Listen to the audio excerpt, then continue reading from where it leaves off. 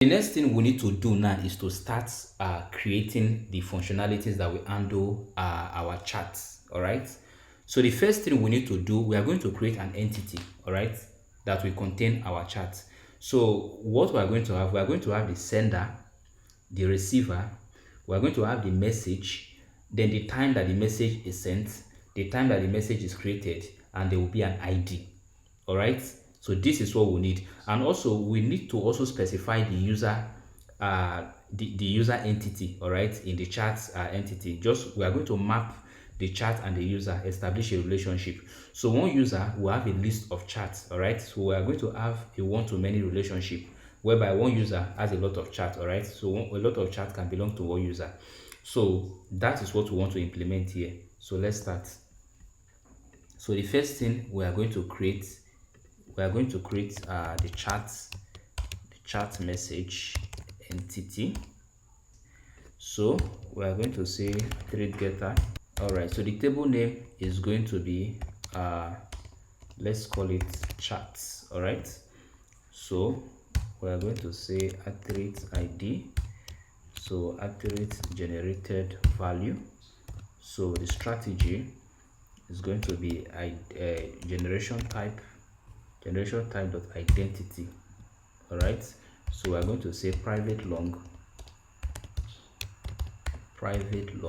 id, like this. So we're going to say private string, the sender. All right, then private string, a list of messages will be associated to one user. So let's say private local date time, created at. So this time here will be coming from the front end. All right, immediately a message is sent, it is going to immediately get the latest time and send it. Right, but this other one will be created automatically for when the message is received in the backend. All right, so that's what we are going to have. So let's specify the colon here. So attribute column. So the name of the column, this one will be sender. All right, so we're going to have attributes many to one here. So, and the fetch type, we're going to say fetch type will be equals to lazy. So attributes join colon. So we are going to be joining the colon by the user ID, so which is the name will be user underscore ID. Then we are going to say attributes Jackson, no, attributes JSON backed reference. All right, this will aid in this serialization. All right, so that we don't get a Stack Overflow error. This is what we have. So let's also maintain that relationship in this user side. So we are going to say, since we already said that one user is going to have a list of message, so we are going to say private list one to many. So we are going to map this, we are mapping by user. We are going to say the cascade, so the cascade type dot all, so that if we delete a user, all the messages that are associated to that user is deleted also. So we are going to specify the fetch type. The fetch type will be lazy. All right, so that Hibernate can easily load the data each time we need to fetch the user and the messages. So the next thing, we are going to say attributes JSON managed reference, like this. Since we have a 3 JSON back reference here, so we have managed reference here. So this is it. Now let's create a service to handle first of all, let's create a repository, because we need to have a repository for our chats. So we are going to pass chat message, and then the ID, the return type of the ID is long. All right, so this one will handle the saving of chats. Although we are using WebSocket to send and receive message, but when we receive the message, we will want to persist it to the database, because each time we log into the chat app, we might want to fetch our previous chat. So it's important we persist it to the database. So we have chat service IMPL, right, and it's going to implement chat service. So this is what we have now. So let's start the implementation. So we are going to have one endpoint for saving chats. All right, the endpoint is going to return chats response. We are going to create this chat response. So we are going to call it a save chat. So it's going to take a message request. So we'll also create a DTO for this message request like this. So now let's create chat response. So what are we going to have as the response? Let's say attribute getter. So we are going to say private long. We are going to return the ID, right? The message ID. So we want to return the sender name, okay, and also the time when the message is sent. Private string time. All right, so that's what we're going to have in the chat response. All right, so in the message itself that we want to send, so we want to, the request that we're going to take, we're going to say private string. First of all, we are taking the, all right, sender, then string receiver, then private string message, then private string time. So that's the request we want to send. We'll be sending this request from the front end. All right, so that's it. So now let's come to this place. So let's override this method. So that's it now. So we want to, first of all, we want to validate this request. So we want to say if request is equals to null. So let's throw an exception. So we want to throw empty request exception. So let's create this. After we have confirmed now that we have checked that the request should not be null. So the next thing we want to do, we're going to use the request now to create our chat message. So let's create one helper method here. Let's say private is going to return a chat message. All right, we're going to say chat message, create message request. So we are going to say chat message, message will be equals to new chat message like this. So we are going to say message dot set set sender. So request dot get sender. So message dot set receiver. We are going to say request dot get receiver. So message dot set message. We're going to say request dot get message. So let's say message dot set. We are going to say request dot get time. Then let's say message dot set created at. We are going to say local date time dot now. So that's it. So we are just going to return our message. The ID will be automatically generated in the database. So we'll call this method here, then we pass in request. All right. So but when we create a new message, we want to associate it to a user.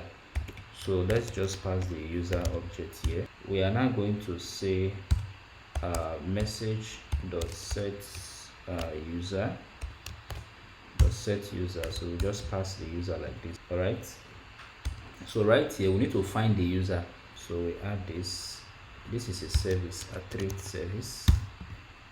So after adding this now, so we are going to say user repository dot find by username. All right, so then we are going to say request dot sender all right, so let's say dot os new user. So this is going to be http status dot not found, not bad request, not found. What am I doing? Not found like this. All right, so let's introduce local variable. So we are now going to, so now after creating this is going to return the saved user. All right, no, sorry, this is going to return the saved message. Let's call it a saved message. So we need to return let's not return the message object. Maybe we are returning the chat response here. All right, so let's now come to this DTO mapper. We are going to create a function that will return, that will build the chat response for us. Let's say chat response will be equals to build response. All right, so this is going to take the chat message. This is going to take the chat message. So we are going to say chat.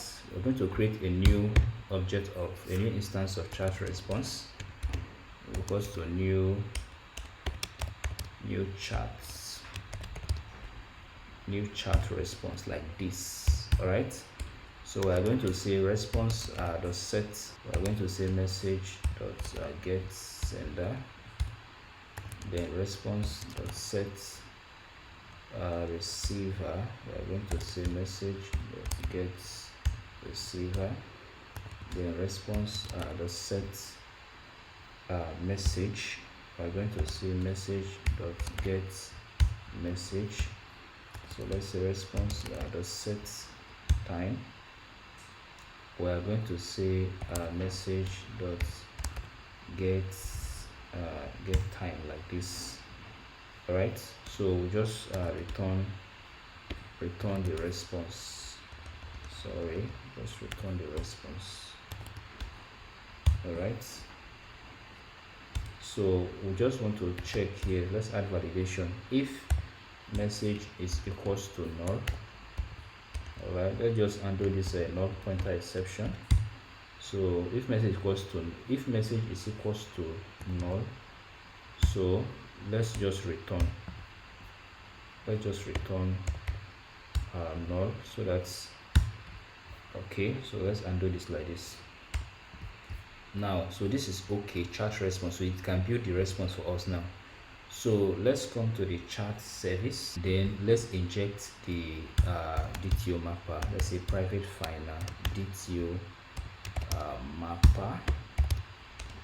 So mapper will be equals to, let's just add this. So to wire this attribute auto wired. All right, so now we are going to return mapper dots. Okay, we didn't name this thing properly. We're supposed to have build chat response, not build chat response like this. All right, so you can say build chat response. So right here, let's introduce local variable. All right, so this is it now.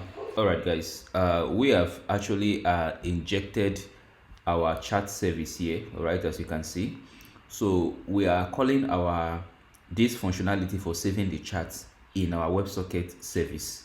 So this is how we injected it. All right, so now let's proceed.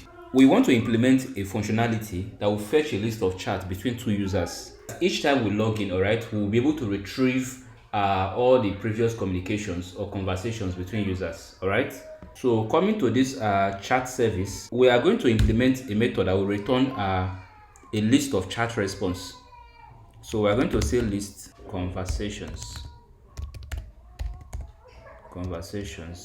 between users like this. All right, so this is we're going to pass the sender, all right, and the receiver. So we're going to say string sender and string receiver.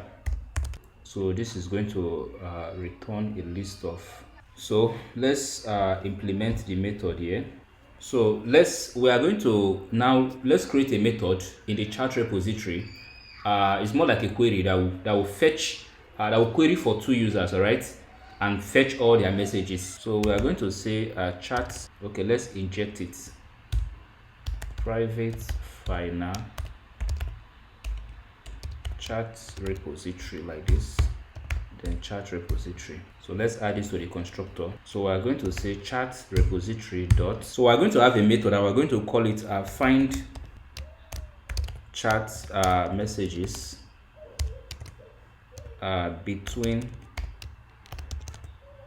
users like this. All right, it's going to take the sender and the receiver as arguments. So let's create this method now. Attribute query. So we want to select m, let's say from from chat. All right guys, so we are done with the query. So the next thing, let's use the query here now.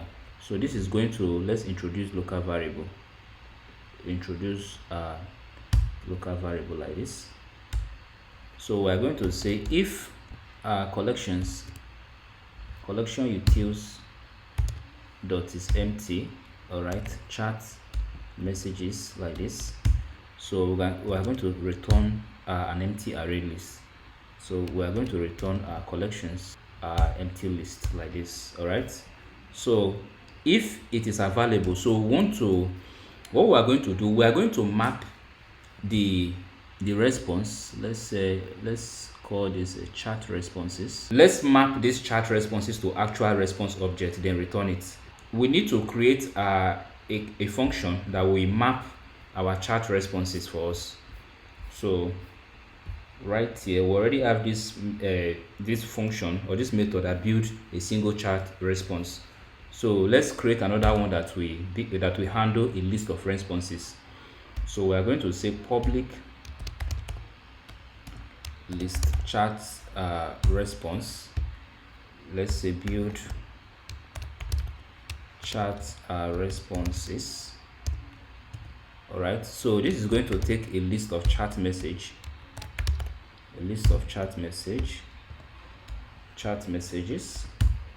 So we also want to be sure that the chat messages is not empty. So we're going to say if collection utils dot is empty list chat messages. All right, we want to return collections dot is empty list like this. After that, we want to create a new object of chat responses, because that's what we're going to return. So we're going to say list chat response, then let's say chat responses will be equals to new array list like this. All right, so we want to now look through these chat messages, and then for each chat we are going to build a chat response. So we are going to say chat message in chat messages. So for each of them we want to say chat responses dot add let's build the response, build chat response. All right, so we are going to pass the chat message object like this, so we can easily return chat responses here. All right, so this is simple, there's nothing crazy here. So that's all. So we'll now come to this place, we can say mapper dot build chat responses. So we are going to pass chat responses like this. All right, so let's change this to chat responses. All right, so this is it now. This is the method we need. So now let's create a controller that will handle this method, that will expose this API, this functionality, sorry, to the front end. Request mapping. So we are going to pass in this $. We are going to say app dot title cross origin. So then the origins. So this is what we have now. So we are going to inject the chat service here, private final chat service, say chat service. So let's add this into a constructor. Then we are going to, this is a get method. All right, so we are going to say get mapping. We are going to, this method will be accessible at let's say slash get previous conversation, or let's call it conversations. All right, there's no need to add that get there. We already know that this is a getter method. So let's say public response entity, let's say get previous chat. All right, so this is going to take a attribute request param like this. So we're going to say string sender, then attribute request param again. We're going to say string receiver. All right, so we are going to say chat service dot get previous conversation. So we want to pass in the sender and also pass in the receiver. So this is going to return a list of chat response. So let's just call this response. So we want to return response entity dot okay. So we'll pass in the response like this, and this is all we need to do.